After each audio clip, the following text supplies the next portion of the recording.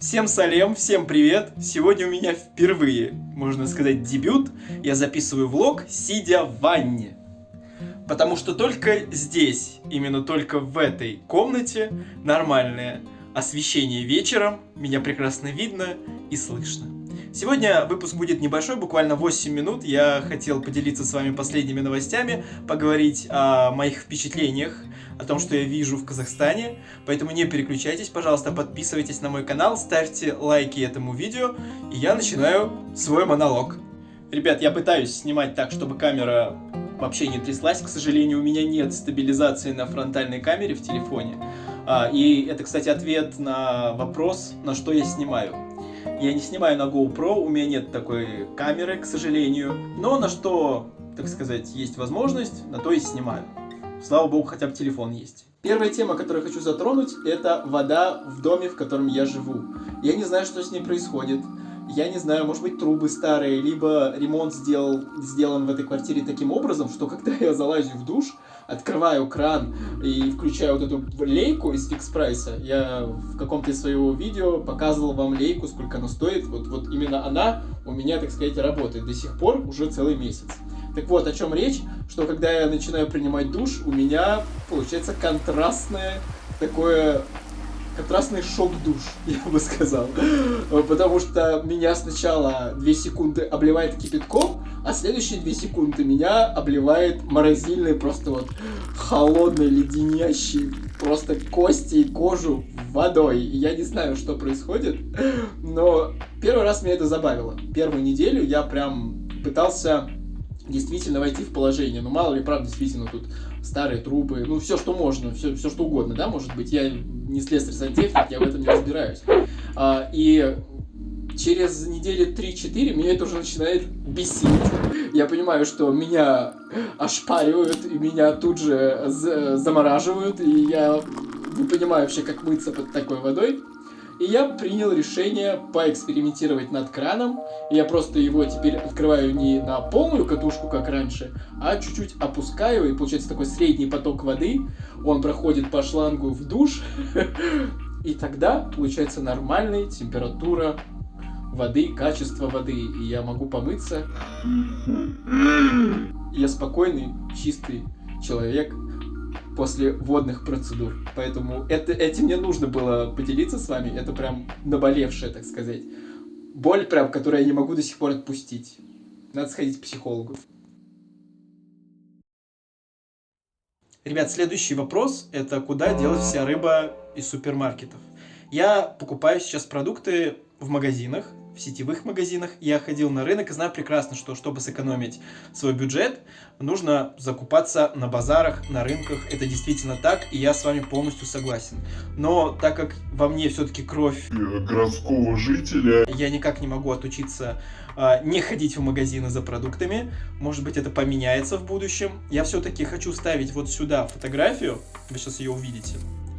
Это ассортимент во многих супермаркетах. То есть рыба начинается с селедки и заканчивается селедкой. Редко где можно встретить кусок форели, и если этот кусок форели лежит, он стоит бешеных, вообще баснословных денег, больше 1000 рублей, там, я не знаю, по-моему, что-то в районе 8000 тенге, 9000 тенге стоит кусок лосося, к примеру. Есть, конечно, замороженная рыба, я ее тоже вижу, но она не в таком ассортименте, как, к примеру, в России, да. Я сравню сейчас Россию и Казахстан, и здесь именно ассортимент этой продукции очень узкий, я бы так сказал. Возможно, это проблемы логистики, возможно, это вопрос из-за того, что вообще море, океаны находятся далеко от Казахстана, и, следовательно, транспортировка, она может занимать какое-то энное количество времени, и рыба просто не доезжает в нужном ее качестве. Возможно, но все-таки я хотел бы побольше видеть рыбы, и тем более я еще беспокоюсь о людях, которые не едят мясо. К примеру, у меня есть подруга, она вегетарианка, и она жила в Астане, и она говорит о том, что ей было сложно здесь найти именно вот свои продукты, потому что никакое мясо она не ела, кроме рыбы, кроме что-то замещающее, да, мясо, какие-то белки дополнительные она находила в других продуктах, но все-таки подумать бы стоило, потому что сейчас действительно много людей, которые не хотят есть мясо, к примеру. Что им тогда делать? Это вопрос. Но я думаю, это все решится со временем, и все будет хорошо. Теперь вопрос транспорта. Я недавно опоздал на собеседование, потому что... Я не ожидал, что я столкнусь с определенными трудностями. Когда буду садиться в автобус. Во-первых, я привык к тому, что я отслеживаю движение автобуса через Яндекс.Карты. И когда я готовился к собеседованию, я выходил заранее и понимал, что мне, с помощью этих карт, мне до приезда моего транспорта еще 2 минуты. Я стоял 2 минуты на остановке, я вижу, что автобус через карты в телефоне подъезжает, проходит 2 секунды, и картинка меняется, его нету, он находится уже в другом районе, этот автобус, и его ждать уже не 2 минуты, как мне до этого показывало приложение, А 15 минут. То есть каким-то образом мой автобус, которого я ждал, трансформировался во времени и оказался в другом районе. Это меня прям очень удивило. Действительно, чудеса прям. Потом была странная ситуация, я сел в автобус, в другой, и он поехал вообще не по своему маршруту. То есть он стал объезжать пробки, он развернулся, поехал через другую улицу, другой дорогой. Для многих пассажиров это оказалось в порядке вещей. Одна бабушка начала кричать, куда он повернул, куда он меня везет. Я тоже начал переживать, я говорю, что это такое, как так, да? Вот, к примеру, едет какой-то человек пожилого возраста, ему вот тут надо выйти, автобус просто разворачивается и едет в другую сторону. Это было, конечно, очень удивительно. Я не понял вообще, что происходит, но через пару минут мы поняли всем салоном, что мы просто объезжаем пробку и едем через другой район немного. На собеседование я немного опоздал, но это не страшно.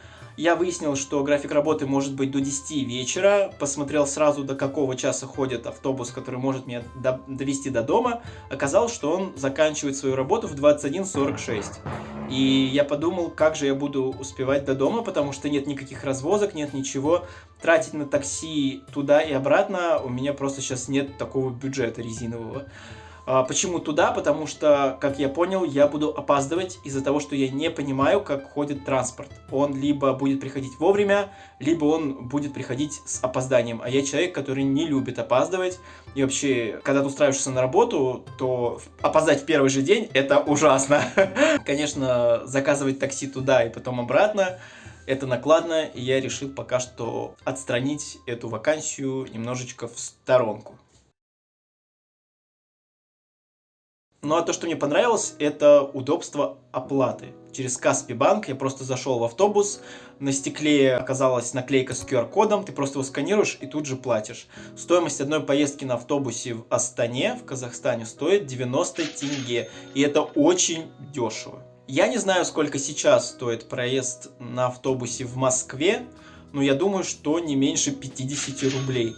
Но опять же не стоит забывать о том, что уровень заработной платы желает лучшего в России и в Казахстане в том числе. Хочу разбить немного некоторые шаблоны, о которых многие, наверное, задумываются, что если ты живешь в Москве, то ты богатый, у тебя хорошая заработная плата, ты можешь позволить себе все, в том числе и, царские хоромы, жить там припеваючи, 3 этажа квартиры, там пентхаусы и прочее. Это неправда. Многие забывают о том, что когда ты живешь в Москве, ты также во многих случаях снимаешь жилье.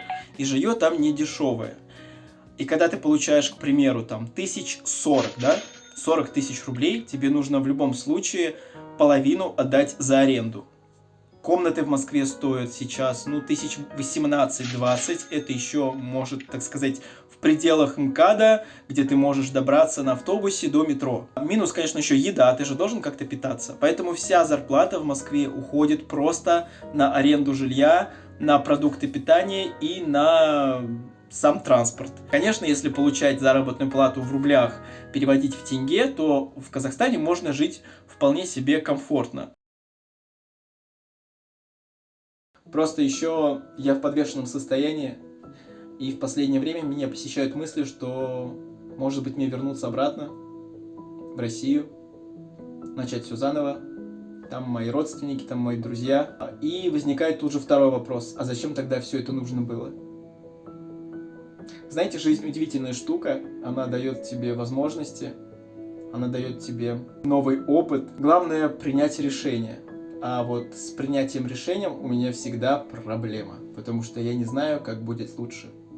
В моей голове вечно много сценариев. Был бы я режиссером, наверное, я бы уже фильмов 100 снял, и вы бы все их пересмотрели, наверное. А может быть, не пересмотрели, подумали, что ерунду снимаю. Это тоже вполне возможно. Но как бы я ни хотел написать сценарий на свою жизнь, ни у кого не получится. Мы все живем в реальности, нужно расставлять все по полочкам, понимать, что к чему, и стремиться только к миру во всем мире, к радости и просто стараться не унывать. Ну ладно, заканчиваю я мой первый в жизни влог из ванной комнаты. Надеюсь, было интересно, поболтали, немного посмеялись. Мои впечатления о каких-то вещах я рассказал. Спасибо большое, что остаетесь со мной. Я вас всех люблю, целую и крепко обнимаю. Увидимся с вами совсем скоро. Надеюсь, немного в другой обстановке. Всем пока.